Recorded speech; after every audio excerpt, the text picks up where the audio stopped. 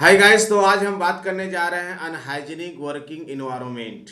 ठीक है, या यूं कह सकते हैं कि अनहेल्दी वर्क इन्वायरमेंट्स, है ना। The impact on employees and how to address them. ठीक है, तो इसी पर बातचीत होगी। यानी अनहाइजीनिक वर्किंग इन्वायरमेंट क्या होता है, या अनहेल्दी वर्क इन्वायरमेंट्स क्या होता है। ठीक है, तो आपको पता है कि अगर कोई भी वर्क इन्वायरमेंट हमारा अनहाइजीनिक हो, या कोई भी वर्क इन्वायरमेंट हमारा अगर अनहेल्दी हो, तो डेफिनेटली इसका इम्पैक्ट एम्प्लॉइज पर पड़ता है। और अगर एम्प्लॉइज पर अगर इसका इम्पैक्ट पड़ता है, तो कहीं ना कहीं इसका असर कंपनी के ग्रोथ पर, बिजनेस पर और उसके फाइनेंशियल पर भी पड़ता है।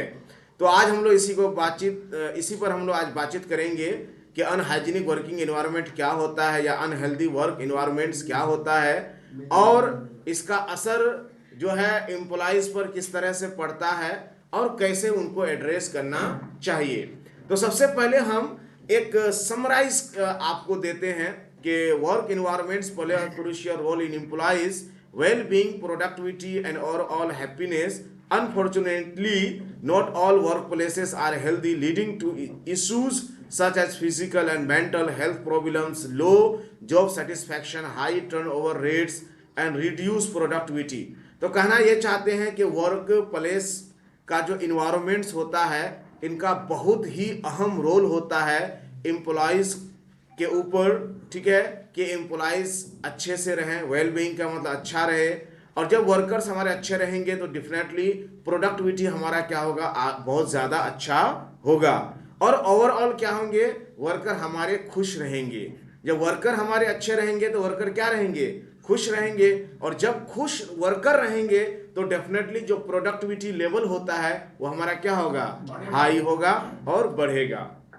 उसके बाद कहना चाहते हैं कि कुछ अनफॉर्चुनेटली होता यह है कि कुछ जो वर्क प्लेस हमारे होते हैं, जो हेल्थ और सेफ्टी को लेकर के होते हैं, तो उसमें बहुत सारे इश्यूज होते हैं। जैसे कुछ फिजिकल इश्यूज होते हैं, कुछ मेंटल इश्यूज होते हैं, और बहुत सारे वर्कर जॉब को लेकर के सेटिस्फाइड नहीं होते हैं। वहाँ का टर्नओवर रेट बहुत ज़्यादा होता है। तो जब ये सब होंगे तो अल्टीमेटली जो प्रोडक्टिविटी लेवल है वो क्या होगा, आपका घट जाएगा। ठीक है, unhealthy work environments are characterised by factors like. अब कहना ये चाहते हैं कि अनहेल्दी वर्क इन्वायरमेंट्स को कैरेक्टराइज्ड अगर किया जाए कुछ फैक्टर के बेसिस पर, तो जैसे एक्सेसिव स्ट्रेस। वर्कर को अगर बहुत ज़्यादा स्ट्रेस दिया जाए, या वर्कर बहुत ज़्यादा अगर स्ट्रेस के अंदर है, तो डेफिनेटली वहाँ का जो वर्किंग इन्वायरमेंट्स है वो अनहाइजीनिक एंड अनहेल्दी है। ठीक है, उसके बाद अगला है कि लॉन्ग आवर्स। डेफिनेटली आप देखते हैं कि बहुत सारी कंपनी में अननेसेसरी वर्किंग आवर्स को क्या करते हैं, इंक्रीज करते रहते हैं। 8 घंटा, 10 घंटा, 12 घंटा, 14 घंटा तक भी क्या होते हैं, काम करा लेते हैं। तो डेफिनेटली क्या होगा, लॉन्ग आवर्स होंगे तो वर्कर के अंदर फैटिस होगा, थकान होगा, और वर्कर इरिटेट होंगे, और वर्कर के अंदर एक तनाव पैदा होगा, और अल्टीमेटली ये सब अनसेफ एक्ट के तरफ ही लेके जाएगा, और कहीं ना कहीं दुर्घटना हो सकती है। तो लॉन्ग आवर्स ये अनहाइजीनिक वर्किंग इन्वायरमेंट और अनहेल्दी वर्किंग इन्वायरमेंट्स में काउंट किया जाता है। Poor communication. पुअर कम्युनिकेशन का मतलब होता है कि वर्कर के साथ वार्तालाप ना करना, वर्कर के साथ, है ना, बातचीत ना करना, रिस्क को लेकर कम्युनिकेट ना करना, हेजर्ट्स को लेकर कम्युनिकेट ना करना, सही से प्रॉपर ट्रेनिंग प्रोवाइड ना करना, है ना, सेफ सिस्टम ऑफ वर्क अच्छे से डेवलप ना करना। यानी वर्कर और मैनेजमेंट के बीच गैप होना, कम्युनिकेशन का गैप होना। ठीक है, वर्कर और मैनेजमेंट के बीच जब प्रॉपर कम्युनिकेशन नहीं होता है तो वो पुअर कम्युनिकेशन होता है, और poor communication unhygienic work environment या अनहेल्दी वर्क इन्वायरमेंट में काउंट किया जाता है।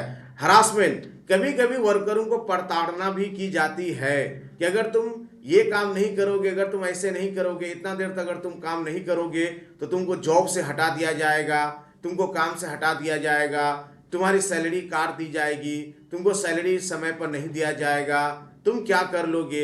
इस तरह से हरासमेंट भी किया जाता है। अब वर्कर क्या होते हैं, क्योंकि वर्कर के ऊपर बहुत सारी जिम्मेदारी होती है, घर का, परिवार का, है ना, अपना माँ बाप का, भाई बहन का, तो वो उन सब को देखते हुए वो इन सारे हरासमेंट को फेस करते हैं और काम करते हैं। डेफिनेटली अगर कोई वर्कर हरासमेंट के अंदर काम कर रहे हैं तो वो अनहाइजीनिक वर्किंग इन्वायरमेंट में काउंट किया जाएगा और इसका इम्पैक्ट एम्प्लॉइज पर बहुत बुरा पड़ेगा। ठीक है। डिस्क्रिमिनेशन, डिस्क्रिमिनेशन का मतलब होता है भेदभाव करना। ठीक है, जैसे स्टेट को लेकर के भेदभाव करना, कास्ट को लेकर के भेदभाव करना, रिलीजन को लेकर के भेदभाव करना, या स्किल को लेकर के भेदभाव करना, ये सब गलत है और बिल्कुल भी किसी वर्कर के साथ किसी तरह का डिस्क्रिमिनेशन नहीं होना चाहिए। अगर डिस्क्रिमिनेशन का वहाँ कल्चर डेवलप हो रहा है तो डेफिनेटली ये अनहाइजीनिक वर्किंग इन्वायरमेंट में काउंट किया जाएगा। Often stemming from the companies culture, management style and policies. और डेफिनेटली ये सब चीज़ें कहाँ से होती हैं? जो कंपनी का कल्चर होता है, जो मैनेजमेंट स्टाइल होती हैं, जो पॉलिसीज होती हैं, उन सब में ये सब कमी पाई जाती हैं। उसी की वजह से ये सारी चीज़ें आती हैं। The impact on employees can include, है ना, स्ट्रेस, स्ट्रेस रिलेटेड सिम्टम्स। अब अगर वर्कर्स के अंदर स्ट्रेस बढ़ेगा या वर्कर अगर अंडर स्ट्रेस आएंगे तो उनमें क्या होगा? एंग्जाइटी होगी, डिप्रेशन होगा and long term health issues. और लॉन्ग टर्म हेल्थ इश्यूज का मतलब उसको एक ऐसी बीमारी पकड़ेगी जो लंबे समय तक चलेगी, जल्दी वो ठीक नहीं होंगे। तो आप लोग सब तो जानते हैं, चिड़चिड़ाहट होगी, डिप्रेशन तो आप लोग सब जानते ही हैं। Unhealthy work environments also result in low job satisfaction. और जब अनहेल्दी वर्क इन्वायरमेंट्स अगर होता है कहीं भी तो लो जॉब सेटिस्फैक्शन वहाँ क्रिएट होगा। यानी लोग जो होंगे अपने जॉब से सेटिस्फाइड नहीं होंगे, और जो लोग जॉब से अपना सेटिस्फाइड नहीं होंगे तो डेफिनेटली वहाँ जो भी काम होगा या जो भी प्रोडक्टिविटी होगी वो अल्टीमेटली लो होगी, डिक्रीज प्रोडक्टिविटी। लिखा है कि प्रोडक्टिविटी अल्टीमेटली क्या हो जाएगा? डिक्रीज हो जाएगा। वर्कर का वेल बीइंग और हैप्पीनेस होना बहुत इंपॉर्टेंट होता है, तब जाकर के वहाँ काम बहुत अच्छे से होगा, मन से काम करेंगे तो डेफिनेटली प्रोडक्टिविटी लेवल भी बहुत अच्छा होगा। And high turnover and which can be costly for the companies. और हाई टर्नओवर का मतलब ये होता है कि कंपनी को उसका कॉस्ट भरना पड़ेगा। तो कंपनी को अल्टीमेटली, है ना, हाई टर्नओवर्स का भी कॉस्ट भरना पड़ता है। तो कंपनी को अल्टीमेटली बहुत सारे, है ना, इश्यूज का फेस करना पड़ेगा। Recognising sign of unhealthy working environment is crucial for effective, है ना, इंटरवेंशन। तो कहना यहाँ ये चाहते हैं कि हमारे लिए, यानी कंपनी के लिए, कंपनी के मैनेजमेंट के लिए ये बहुत ही इम्पोर्टेंट होता है कि वो अनहेल्दी वर्किंग इन्वायरमेंट को क्या करे? रिकॉग्नाइज करे, देखे, और देखने के बाद जो भी कमियां हैं उनको दूर करे। High level of stress among employees, और एम्प्लॉइज के बीच अगर बहुत ज़्यादा स्ट्रेस होता है तो उसको भी दूर करने की कोशिश करे। ये बहुत ही इंपॉर्टेंट पार्ट है हमारे हेल्थ और सेफ्टी का, और इससे कंपनी को भी बहुत बड़ा क्या होगा? बेनिफिट होगा। अब हम लोग आगे बात करते हैं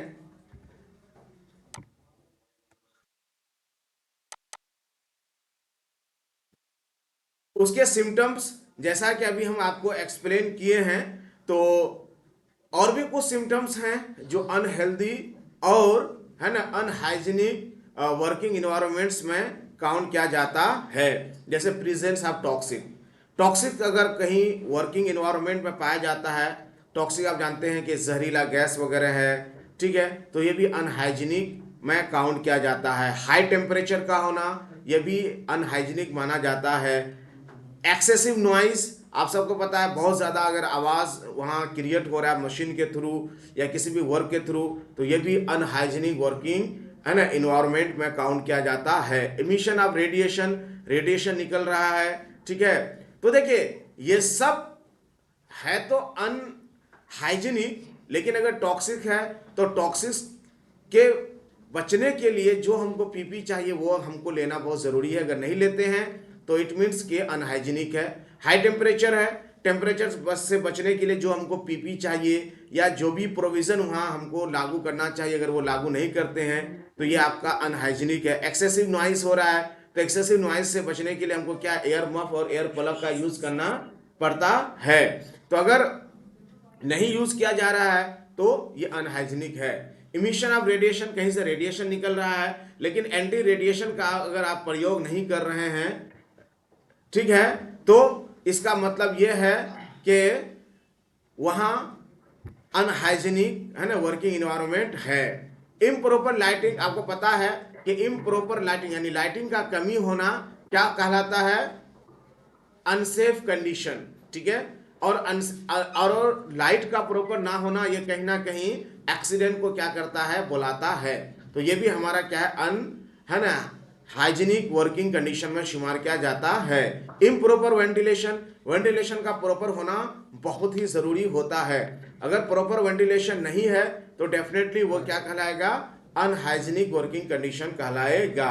तो देखिए लाइटिंग पर भी मेरा अलग से वीडियो बना हुआ है, वेंटिलेशन पर भी अलग से मेरा वीडियो बना हुआ है, हाई टेम्परेचर पर भी मेरा अलग से वीडियो बना हुआ है। तो आप कोशिश करें कि आप उन वीडियोस को जाकर के देखें, तफसील से वहाँ बातचीत की गई है, डिटेल्स में बातचीत की गई है। यहाँ बहुत ज़्यादा डिटेल्स में बात नहीं कर सकते हैं। Process involving handling of poisonous, अगर कोई पॉइजनस केमिकल्स को या इस तरह का कोई पॉइजनस है ना मटेरियल को अगर हैंडल किया जा रहा है तो डेफिनेटली हमको बहुत ही केयरफुल करना चाहिए। अगर वहाँ सेफ सिस्टम ऑफ हैंडलिंग को अगर फॉलो नहीं किया जा रहा है तो ये अनहाइजीनिक में माना जाएगा, ठीक है। इंक्रीज अब्सेंटिज्म एंड टर्नओवर रेट्स, देखिए अगर वर्कर बार बार आपके यहाँ अब्सेंट कर रहा है, अब्सेंट करने के पीछे रीजन होगा यानी उसकी तबीयत बार बार बिगड़ रही है या इंजुरी के कारण वो साइड से आपका क्या हो रहा है, अब्सेंट हो रहा है, ठीक है, काम पे वो नहीं आ रहा है, तो इसका मतलब है कि अनहेल्दी वर्किंग एनवायरनमेंट वहाँ नहीं है, इसलिए कि बार बार वहाँ एक्सीडेंट हो रहा है और एक्सीडेंट की वजह से वर्कर वहाँ नहीं आ पा रहे हैं। और जब वर्कर्स नहीं आ रहे हैं तो डेफिनेटली उस वर्कर की कमी को भरने के लिए आपको नए वर्कर को हायर करना पड़ेगा। जब नए वर्कर को हायर करेंगे तो वही है टर्नओवर रेट, ठीक है। तो नए वर्कर बार बार आएंगे तो फिर उसके पीछे ट्रेनिंग देना, वर्कर को सारे सिस्टम को बताना, है ना, और बहुत सारी चीज़ें हैं जो उसकी वजह से अल्टीमेटली कंपनी को काफ़ी लॉस होता है। तो ये सब क्या है, अनहेल्दी और हाइजीनिक वर्किंग कंडीशन में शुमार किया जाता है। Unhealthy competition among employees, employees के बीच अनहेल्दी कंपटीशन, एक होता है हेल्दी कंपटीशन। हेल्दी कंपटीशन का मतलब होता है कि एक ऐसा कंपटीशन ऑर्गेनाइज किया जाए जिससे वर्कर को फायदा हो, कंपनी को फायदा हो। लेकिन अनहेल्दी कंपटीशन का मतलब होता है कि वर्कर एक दूसरे से ऐसा कंपटीशन कर रहे हैं जिससे अल्टीमेटली वर्कर को भी दिक्कत हो रहा हो, ठीक है, या फिर मान के चलिए कंपनी को भी उसका लॉस हो। जैसे हम आपको बताते हैं कि एक रोड पर दो आदमी बाइक चला रहा है, ठीक है, तो एक दूसरे को कंपीट करने की कोशिश कर रहा है। तो आप जानते हैं कि रोड में पब्लिक चलते हैं और भी बहुत सारी गाड़ियां चलते हैं, और दो आदमी एक ही रूट से अगर गाड़ी को लेकर के भागेगा, वहां रेस ग्राउंड तो नहीं है, रेसिंग ग्राउंड नहीं है, तो अगर दोनों बाइक को अगर एक साथ लेकर के भाग रहा है, एक दूसरे को क्या कर रहा है, बीट करने की कोशिश कर रहा है, तो डेफिनेटली कहीं ना कहीं सामने वाली बाइक से या कोई आदमी अगर आएगा तो डेफिनेटली उसको एक्सीडेंट कर सकता है। तो ऐसा कंपटीशन क्या कहलाता है, अनहेल्दी कहलाता है। हाँ, लेकिन अगर आप रेसर हैं, रेसिंग करते हैं, तो डेफिनेटली जो रेसिंग के लिए जो ग्राउंड बनाया गया है, आप वहां जाकर के रेसिंग और रेसिंग स्किल को अगर आप वहां दिखाते हैं तो ये आपका हेल्दी कंपटीशन है। ओके, अब रोड पर कोई क्रिकेट खेलने लगे तो डेफिनेटली ये अनहेल्दी कंपटीशन माना जाएगा, है कि नहीं। रोड क्योंकि पब्लिक के आने जाने के लिए होता है, लेकिन अगर यही क्रिकेट अगर मैदान में खेलकर देश का नाम रोशन करने के लिए जब कंपटीशन किया जाता है तो डेफिनेटली ये हेल्दी कंपटीशन माना जाता है। ओके, आगे बढ़ेंगे। Low employee morale and job satisfaction, आपको पता है कि एक होता है मोरल, यानी वर्कर का मोरल बूस्ट करना बहुत इंपॉर्टेंट होता है। अगर वर्कर का मोरल बूस्ट नहीं होता है या वर्कर अपने जॉब से सेटिस्फाइड नहीं होता है तो डेफिनेटली इसका अल्टीमेटली कहीं ना कहीं असर क्या होता है, कंपनी के ऊपर ही आता है। तो इससे प्रोडक्टिविटी लेवल भी क्या होती है, कम हो जाती है। उसके बाद है कि poor communication between employees and management, ये पॉइंट हम बता ही चुके हैं। Lack of recognising and appreciating for employees efforts and achievements, यह कहना यह चाहते हैं कि वर्कर को हमको क्या करना चाहिए, अप्रिशिएट करना चाहिए। अप्रिशिएट करने का मतलब वर्कर की तारीफ करनी चाहिए, है ना, उनकी वाहवाही करनी चाहिए। नहीं, आप बहुत अच्छा काम कर रहे हैं, आपके काम करने का जो तरीका है वो बहुत अच्छा है और आपके काम करने से हमको काफ़ी फायदा हो रहा है, कंपनी काफ़ी ग्रोथ कर रही है।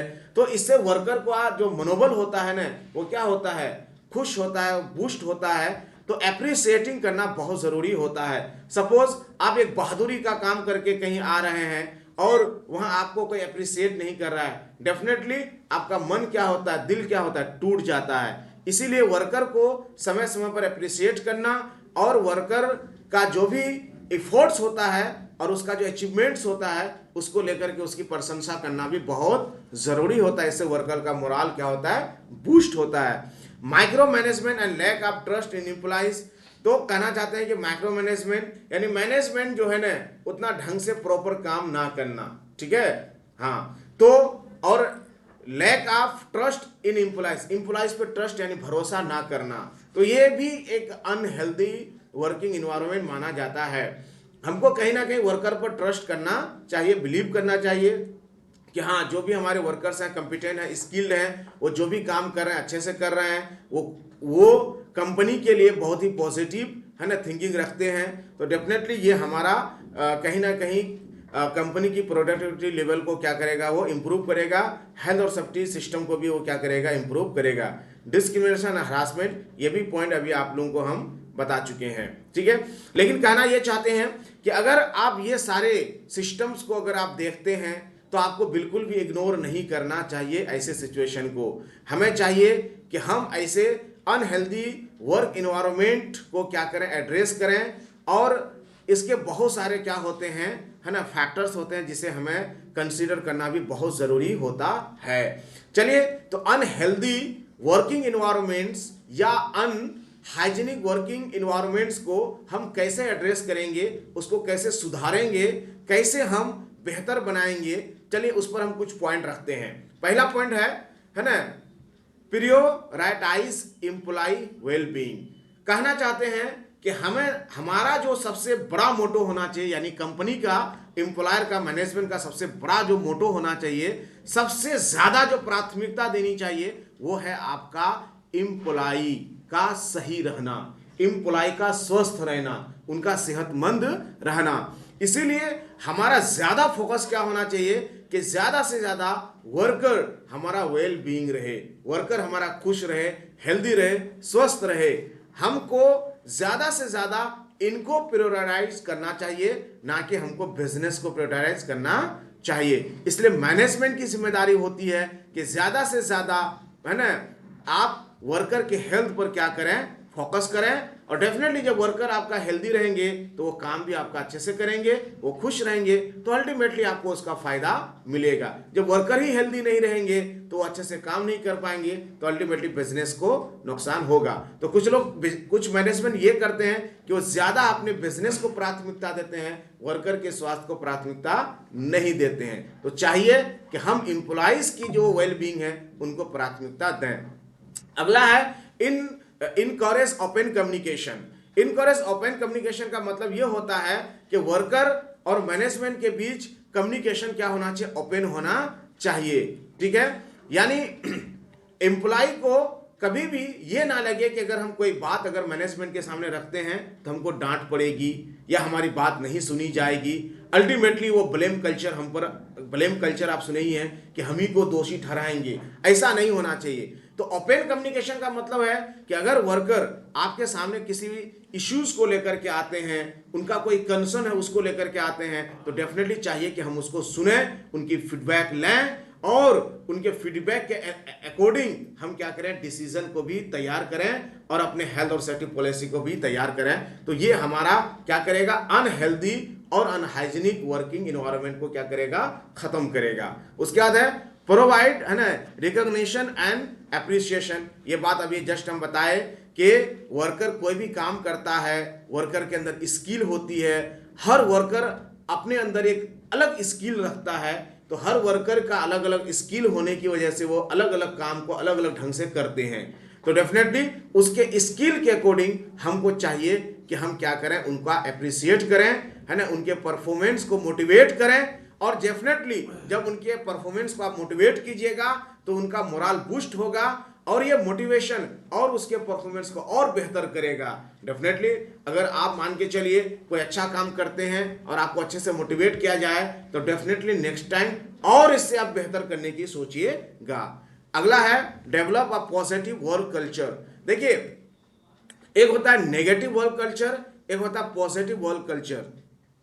तो यहां कह रहा है पॉजिटिव वर्क कल्चर हमको क्या करना चाहिए, डेवलप करना चाहिए। जैसे values, team work, collaboration and respect, ये सब हमको क्या करना चाहिए, डेवलप करना चाहिए। तो पॉजिटिव वर्क कल्चर के लिए क्या होता है कि ज्यादा से ज्यादा हेल्थ और सेफ्टी को क्या करें, हम इंपॉर्टेंस दें, हेल्थ और सेफ्टी को ज्यादा से ज्यादा हम मैनेज करें, और वर्कर जो भी काम कर रहा है वो सेफ इन्वायरमेंट और सेफ वर्किंग जोन में काम करें। तो डेफिनेटली क्या होगा, वहां पॉजिटिव वर्क कल्चर डेवलप होगा। और मैनेजमेंट को क्या है कि हमेशा सपोर्टिव होना चाहिए, हमेशा एम्प्लॉइज के साथ जुड़ा रहना चाहिए, एम्प्लॉयज को हमेशा इंकरेज करते रहना चाहिए, एम्प्लॉयज के कोई भी इश्यू होती है तुरंत शट डाउन करना चाहिए और उनके लिए एक हेल्दी वर्किंग इन्वायरमेंट डेवलप करना चाहिए। तो अगर ऐसा होता है तो ये पॉजिटिव वर्क कल्चर कहलाता है, अगर ऐसा नहीं होता है तो नेगेटिव वर्क कल्चर कहलाता है। अगला है एड्रेस डिस्क्रिमिनेशन एंड हरासमेंट। किसी के साथ अगर किसी तरह की भेदभाव हो रही है या किसी के साथ अगर कोई प्रताड़ना किया जा रहा है तो डेफिनेटली पॉलिसी के अंदर ये सब होना चाहिए कि जीरो टॉलरेंस। जीरो टॉलरेंस का मतलब होता है कि किसी के साथ है ना कलर को लेकर, कास्ट को लेकर, स्किल को लेकर, रिलीजन को लेकर बिल्कुल भी भेदभाव या किसी तरह का है ना उत्पीड़न नहीं होना चाहिए। तो वर्कर को अब ज्यादा से ज्यादा ट्रेंड करें और मैनेजमेंट की जिम्मेदारी होती है, मैनेजर्स की जिम्मेदारी होती है कि वो अगर ऐसे कोई इश्यूज आते हैं तो उसको रिकॉग्नाइज करें और ऐसे इश्यूज को तुरंत क्या करें, प्रिवेंट करें, रोकें। यानी सबका साथ सबका विकास, ये वाला फॉर्मूला हमें क्या करना चाहिए, अपनाना चाहिए। किसी के साथ किसी तरह का कोई भेदभाव बिल्कुल भी नहीं होना चाहिए। इसको कहा जाता है जीरो टॉलरेंस पॉलिसी। तो जीरो टॉलरेंस पॉलिसी डेवलप करना बहुत जरूरी होता है। ठीक है, अगला है ऑफर फ्लेक्सिबल वर्क अरेंजमेंट।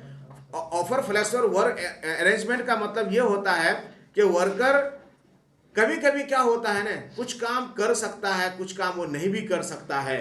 ठीक है, तो अगर वर्कर कुछ काम करने के लायक है तो उसको उसी काम में रखा जाए। कोई वर्कर अगर उस काम को करने के लायक नहीं है तो उस काम में उसको ना रखा जाए, बल्कि उसको उसके सुविधा अनुसार जो वो काम अच्छे से कर सकता है उसको वही काम दिया जाए। ठीक है, सपोज किसी वर्कर को ऊपर चढ़ने से, वर्क एट हाइट से उनको डर लगता है, इस बीमारी को एक्रोफोबिया कहा जाता है। अब जबरदस्ती कहेंगे नहीं तुम्ही को चढ़ना है तो चढ़ना है, ऊपर चढ़ के तुम्ही को काम करना है।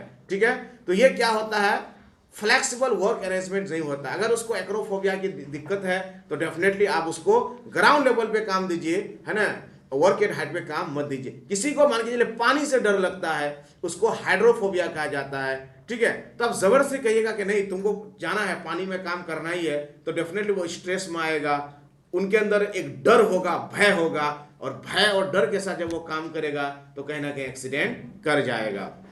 इसी तरह अगर किसी को क्लस्ट्रोफोबिया की बीमारी है, यानी कन्फाइंड स्पेस में घुसने से उसको डर लगता है, तो ऐसे वर्कर्स को है ना कन्फाइंड स्पेस में जाने नहीं देना चाहिए। क्यों? क्योंकि वो तो अपने आप में डर रहा है और डर और भय के साथ वो अंदर जाएगा, काम करेगा, तो अल्टीमेटली कहीं ना कहीं हैजर्ड्स हो सकता है। ठीक है, एड्रेस मैनेजमेंट स्टाइल का मतलब ये होता है कि मैनेजमेंट को चाहिए कि जो भी इश्यूज होते हैं, ठीक है, वो सारे इश्यूज को इंश्योर करे कि वो अच्छे से मैनेज करे, वर्कर को ट्रेंड करे, है ना। और micro management, lake of trust can create a toxic work environment. अगर माइक्रो मैनेजमेंट या ट्रस्ट उतना अच्छा डेवलप नहीं कर रहे हैं तो अल्टीमेटली टॉक्सिक वर्क इन्वायरमेंट क्या हो जाएगा, वहां डेवलप हो जाएगा।